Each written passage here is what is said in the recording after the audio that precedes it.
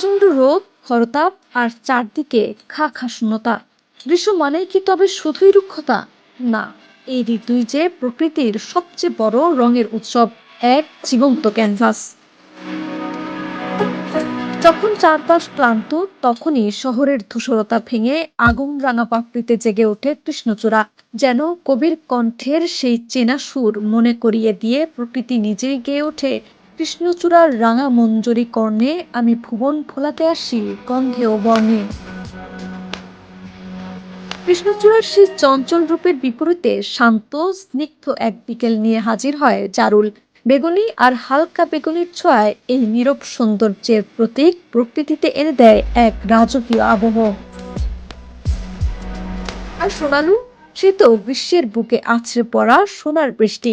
আকাশ থেকে ঝরে পড়া সোনালি ধারার মতো যখন ডাল বেয়ে নেমে আসে হলুদ ফুলগুচ্ছ, তখন মনে হয় প্রকৃতি যেন নিজেই পড়েছে হেমের অলংকার। এই রূপের মেলাতেই যেন ভাগ বসাতে আসে কনকচূড়া আর রাধাচূড়া। গাঢ় সবুজ পাতার বুকে কনকচূড়ার থোকা থোকা উজ্জ্বল ফুলগুলো যেন দুপুরের তপ্তরোদকেও মুড়িয়ে দেয় এক পরম মায়ায়।